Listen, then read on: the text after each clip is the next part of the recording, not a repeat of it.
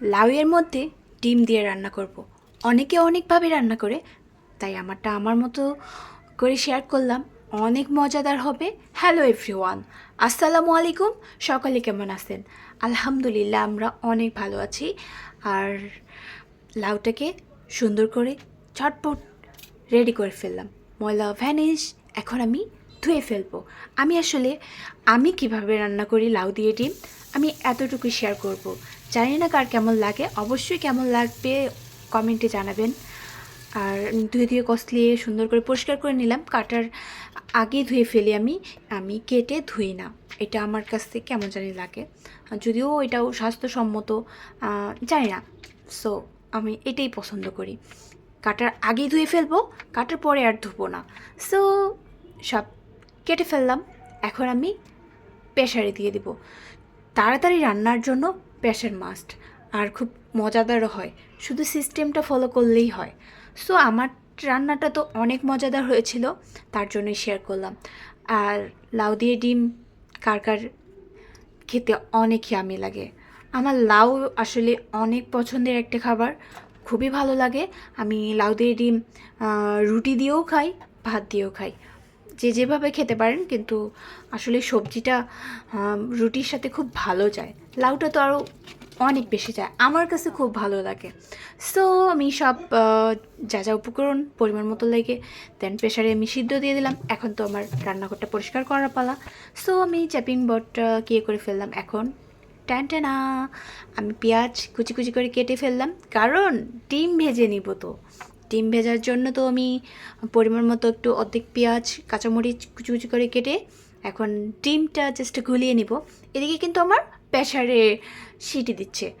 So look, সুন্দর করে আমি আসলে হাত দিয়ে না, আমি এভাবেই ঘুলতে খুব ভালোবাসি।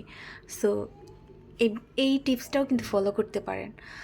আমি আগে লবণ দিয়ে পেঁয়াজটাকে একটু কষলিয়ে নিই, তারপর চামচ দিয়ে ডিমটা খুব করে দিয়ে দিই, মানে ঘুলে নেই আর কি, ব্লেন্ড যেটাকে বলে।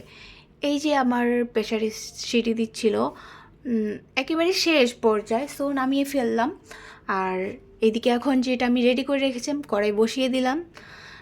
একটু সময় লাগবে, বাট এদিকে আমি এই যে বাতাসটাকে কমিয়ে নিলাম, মানে ঢাকনা খুলে দেখবো, ওয়াও, আমার স্মেলটা অনেক সুন্দর আসতেছিল, যে একেবারে লাউ লাউ না এরকম। সো একটা বেশি মশলা ছাড়া খাবারটা অনেক ইয়ামি অ্যান্ড টেস্টি হয়।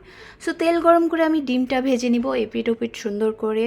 আমি যদিও ডিমটা খুব কম আঁচে ভেজে নেই, এটাই লাইক করি। খুব বেশি তাপে ভাজার চেষ্টা করি না, তারপরেও কিন্তু খাবারে দেওয়ার জন্য একটু লাল লাল হয়ে গেছে। সো আমি এরকমই লাইক করি। আর হচ্ছে এটা যেহেতু খাবারে রান্না করতেছি, সো একটু এদিক ওদিক হতে পারে।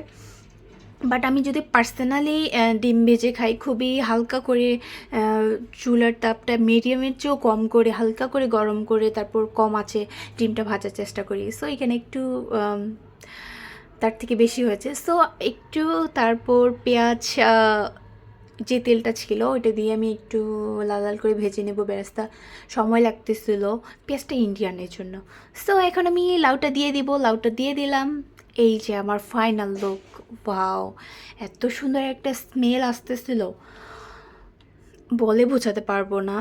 লাউয়ের আমি বেশি লাইক করি, ওই জন্য বেশি বলে ফেলতেছি না গাইস। সো ডন একটু বেশিভাবে নিবেন না, ওকে। আমি তারপর ডিমগুলো দিয়ে দিলাম, দিয়ে 3-4 মিনিটের মতো একটু জাল করে নেব, জাস্ট অ্যাডজাস্ট হওয়ার জন্য। আর একটু জিরা ধনিয়ে মানে জাস্ট একটু দিয়ে দিলাম পুরোটো শেষে। আমার শেষে দিলে একটু ফ্লেভারটা ভালো আসে, আমার এটা মনে হয়। আর কাঁচামরিচগুলো দেখে না আমি চিড়ে চিড়ে দিয়ে একটু ভেজে নিয়েছি, খুব ভাল লাগে আমার কাছে। আস্তার থেকে একটু চিড়ে দিলে আমার ওইটা মরিচটা খুব হ্যাপি লাগে খেতে। সো বাচ্চাদের জন্য ঝালটা একটু কমে দেওয়া হয়, আমি কিন্তু চিলি ফ্লেক্স অ্যাড করি। সো এটার থেকেও কিন্তু অনেক ইয়ামি অ্যান্ড মজাদার হয়ে যায় ভাত দিয়ে, কারণ আমার বেবিটা খাবে বলেছে। সো আমি রুটি দিয়েও ট্রাই করি, আমার রুটি দিয়েও খুবই ভালো লাগে এটা। সো আপনারা অবশ্যই হলে ট্রাই করতে পারবেন ঝটপট করে, যেহেতু আমি রুটি দিয়েও খাই লাউ দিয়ে ডিম। সো এই জন্যই শেয়ার করে ফেললাম। আমার কাছে খুবই ভালো লাগে পার্সোনালি। রান্নাটা কেমন হয়েছে জানি না, কিন্তু আমি খেয়ে দেখেছি, আমার অনেক মজা লেগেছিল। আর দারুণ হয়েছিল, দারুণ একটা রেসিপি লাউ দিয়ে ডিম। অবশ্যই শেয়ার করে দিবেন। বাই বাই, টাটা, আল্লাহ হাফিজ, বাই বাই।